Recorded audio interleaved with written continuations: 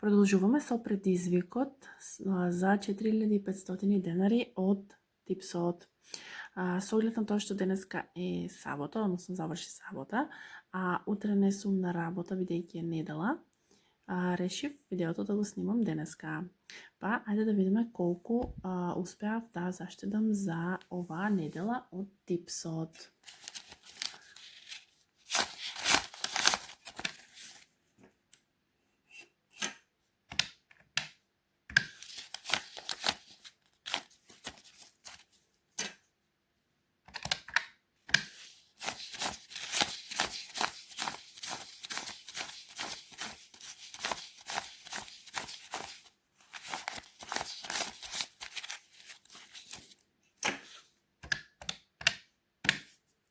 $650 денари за, да речеме, 5 дена, па и не е така лошо.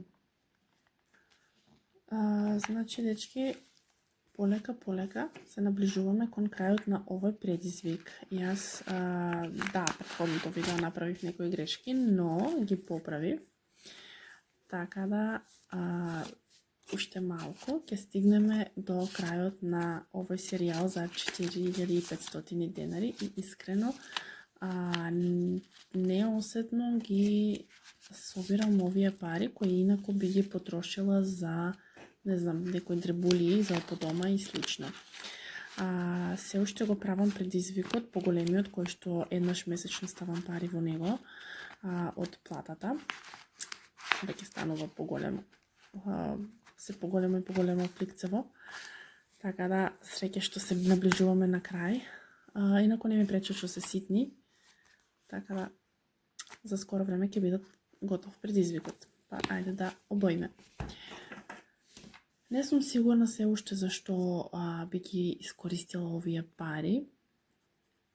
Реков дека може би ги користиме за одмор, но на крај мислам дека ќе ги искористиме за друго, со оглед на тоа што се уште не е дојден крајот на оваа година.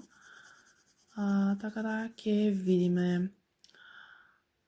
Кажете ми вие зашто штедите моментално.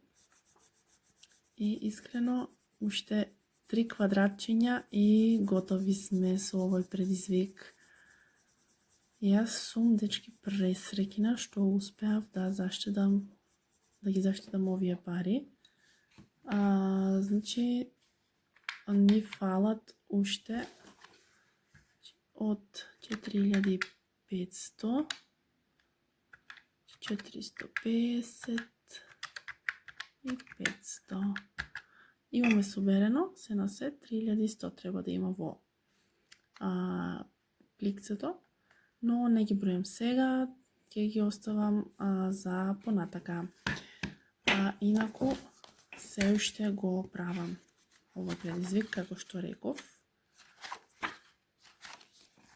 Ово е од 40.000 денари за една година. Малку побавно ќе оди, но тоа е што е. И да ви го покажам прогресот на штедењето на Сими. Лека по лека и тој веќе почнува да ја пополнува страницата.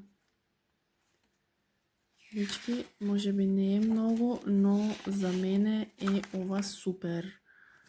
Така да се гледаме во следното видео.